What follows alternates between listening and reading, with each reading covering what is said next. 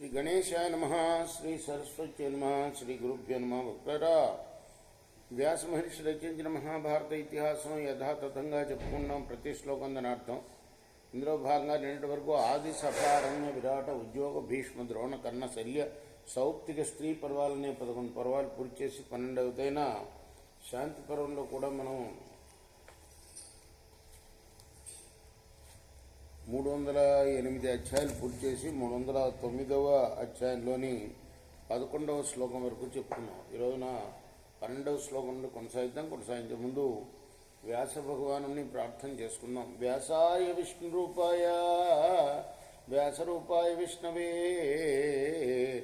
నమో why బ్రహ్మనిధయే వాసిష్ఠాయ నమో నమః. నారాయణం నమస్కృత్య నరం చైవ నరోత్తమం దేవీం సరస్వతిం వ్యాసం తతో జయముదీరయే.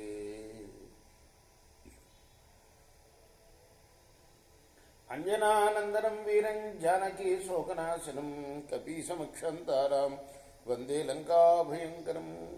సదా నింబవృక్షస్య మూలాదివాసాత్ సుధాస్రావిణం తిక్తమప్యప్రియంతం తరుం కల్పవృక్షాదికం సాధయంతం నమామీశ్వరం సద్గురుం సాయినాథం. సమర్థద్గురు సాయినాథ్ మహారాజ్ కీ జయ. నిత్యం చ బహుదాతవ్యం సాధుభ్యశ్చానసూయత ప్రార్థితం వ్రత శౌచాభ్యాం సత్కృతం దేశకాలయో.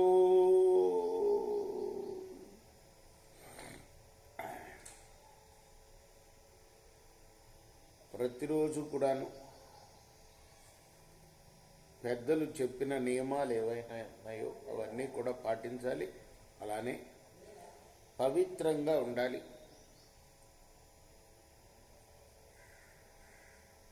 అలానే సత్పురుషుల్ని ప్రార్థించి వారికి సమధికంగా దానం చేయాలి. నిత్యంచ బహుదాతవ్యం సాధుభ్యశ్చ అనసూయత. అసూయ ఉండకూడదు. సాధు పురుషుల పట్ల ఎప్పుడు కూడాను గౌరవం ఉండాలి. వాళ్ళలో దోషాలు వెతకూడదు. సత్పురుషుల్లో శుచిగా ఉండాలి. ప్రార్థితం వ్రత శుచ్యాభ్యాం సత్కృతం దేశకాలయో. దేశకాలాన్ని బట్టి అంటే కార్తీక మాసం ఉంది, ఆ కాలం మంచి కాలం. వైశాఖ మాసం ఉంది. ఇటువంటి మాసాల్లో సత్కృత్యాలను చేయాలి. అంటే దాన ధర్మాదులు చేయాలి. శుభేన విధినా లబ్ధం అర్హాయ ప్రతిపాదయే క్రోధముత్సృత్య దద్యాచ్చ నామతప్యేన్న కీర్తయే. అలానే మంచి పనులు చేసి సంపాదించిన ధనాన్ని సత్పురుషులకు దానం ఇవ్వాలి. అంతేగాని లంచాలు తీసుకొను చెడు పనులు చేసు ధనం సంపాదించి దానం ఇస్తే ఏ పుణ్యం రాదు. అలానే కోపాన్ని వదిలేయాలి. కోపం ఉండకూడదు మనిషికి. తర్వాత దానం ఒకసారి చేసిన తర్వాత అయ్యో అని పశ్చాత్తాపడకూడదు. ఇంతిచ్చానే అంతిచ్చానే, 100 రూపాయలు అనవసరంగా ఇచ్చాను, 10 రూపాయలు ఇస్తే సరిపోయేది, ఇలా అనుకోకూడదు. అలానే దానం చేసిన విషయం ఇతరులకు చెప్పకూడదు. అందుకోసం పెద్దవాళ్ళు ఏమంటారు, ఈ చేతితో చేసింది ఈ చేతికి తెలియకూడదు. అన్ృశంశ సుజిద్వాంతః సత్యనాగార్జవే స్థితః యోని కర్మ విశుద్ధస్య పాత్రం స్యాద్వేద విద్విజః. దయగలవాడు, పవిత్రుడు, జితేంద్రియుడు, నిజం చెప్పేవాడు, రుజు ప్రవర్తన గలవాడు, జన్మకర్మలు రెండింటిలో పవిత్రుడు అయిన బ్రాహ్మణుడే దానం పొందడానికి ఉత్తమ పాత్రుడవుతాడు. చూడండి ఎన్ని లక్షణాలు చెప్పాడు. వాడికి దయ ఉండాలట, పవిత్రుడై ఉండాలట, ఇంద్రియాలను జయించిన వాడై ఉండాలట, ఎప్పుడు అబద్ధం చెప్పని వాడై ఉండాలి, చెప్పింది చేసేవాడై ఉండాలి, రుజు ప్రవర్తన. ఇటువంటి బ్రాహ్మణుడికే దానం చేయాలి. సత్కృతా చైక పత్నీ చాచాయో నిరిహేష్యతే రోగ్యజుస్సామగో విద్వాన్ షట్కర్మ పాత్రముచ్యతే.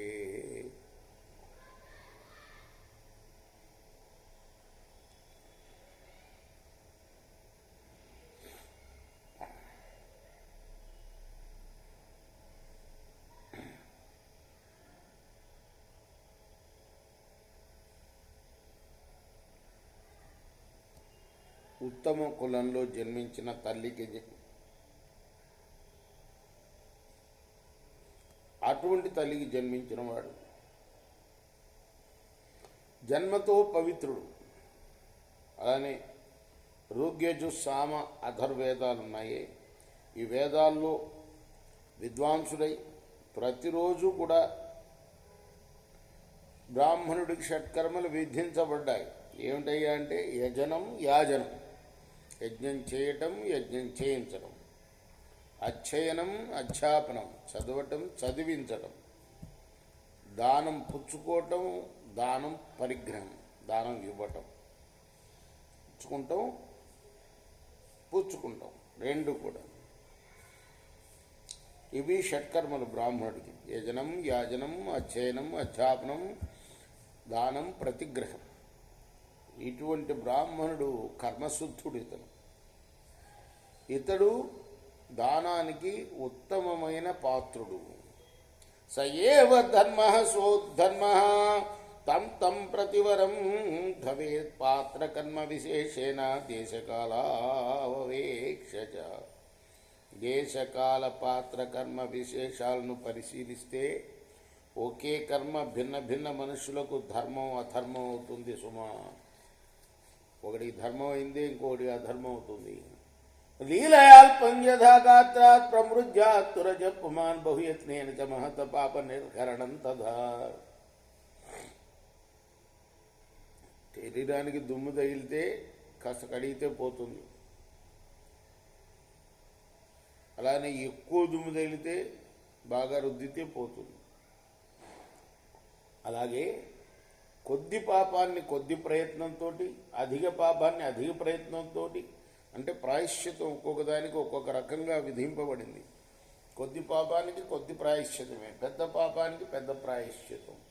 వీటితో పోగొట్టుకోవాలి. విరిక్తస్యేధా సమ్యక్ భృతం భవతి భేష్యం తదా నిర్గత దోషశ్చాప్రేత్య ధర్మ సుఖావహ.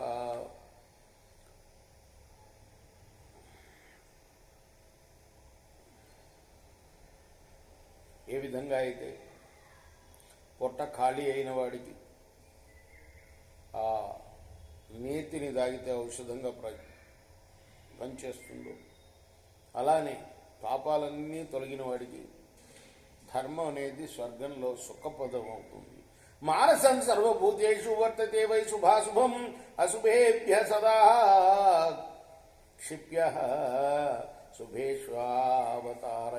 అన్ని ప్రాణులకి మనస్సులో మంచి చెడు ఆలోచనలు కలుగుతూ ఉంటాయి.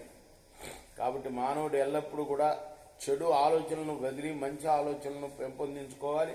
సర్వం సర్వేణ సర్వేత్రా క్రియమాణం చ పుర్యా స్వధర్మేత్రాగస్తే కామం ధర్మో విధేయతాం. ఈ వర్ణాశ్రమ ధర్మానుసారం అన్ని చోట్ల ఆచరించే అన్ని విధాల కర్మల్ని ఆదరించు. నువ్వు కూడా సర్ధర్మానుసారం నీకు ఆసక్తి ఉన్న కర్మను నీ ఇష్టానుసారం ఆచరించు. అధృతాత్మన్ ధృతోతిష్ఠ దుర్బుద్ధే బుద్ధిమాన్ భవ అప్రశాంతం ప్రశామ్యత్వం అప్రాజ్ఞ ప్రాజ్ఞోచ్చర.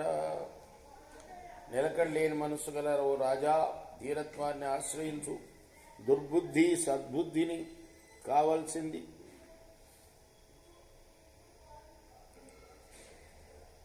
దుర్బుద్ధి సద్బుద్ధిని కావాల్సింది. సద్బుద్ధివిక, శాంతచిత్తుడుక. ఇప్పటిదాకా మూర్ఖుడిలాగా ప్రవహించావు, ఇప్పుడు విద్వాసునిలాగా ప్రవర్తించు.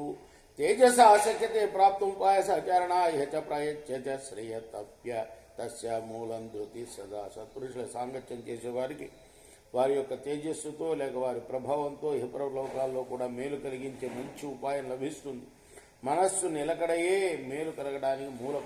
రాజర్షి ధృతి స్వర్గాత్ పతితో హి మహాభిష యయాతి క్షీణ పుణ్యోపి ధృత్యాలోకానవాప్తవాన్. రాజర్షి అయిన మహాభిషుడు స్థిమిత మనస్కుడు కాకపోవడం వల్లనే స్వర్గాన్ని నుంచి నేల మీద పడ్డాడు.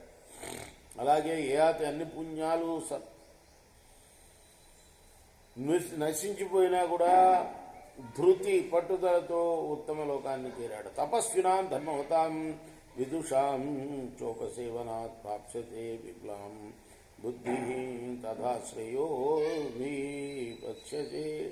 రాజా, తపస్సుల్ని ధర్మాత్ముల్ని పండితుల్ని సేవించడం వల్ల నీకు స్వచ్ఛమైన విశాల బుద్ధి ప్రాప్తిస్తుంది. దానివల్ల నీకు మంచి శ్రేయస్సు కలుగుతుంది. భీష్మ ఉవాచ సత్తు స్వభావ సంపన్న తత్శ్రుత్వా ముని భాషితం వినిభచ్చ మనఃకామా ధర్మే బుద్ధించకార. భీష్ముడు చెప్తున్నాడు, ధర్మరాజా, ఈ విధంగా రాజకుమారుడైన వసుమనుడు మహర్షి యొక్క ఉపదేశాన్ని చక్కగా విని తన మనస్సును కోరికల నుంచి దూరం చేశాడు, బుద్ధిని ధర్మంలో లగ్నం చేశాడయ్యా. ఇది శ్రీ మహాభారతి శాంతి పర్వణి మోక్ష ధర్మ పర్వణి జనకానుశాసనే నవాధిక 300తమోధ్యాయ. ఇది వ్యాస మహర్షి రచించిన మహాభారత ఇతిహాసంలోని శాంతి పర్వంలోని 309వ అధ్యాయం. రేపు 310వ అధ్యాయం ప్రారంభం చేద్దాం. కృష్ణార్పణంసు. సాయి కృష్ణార్పణంసు.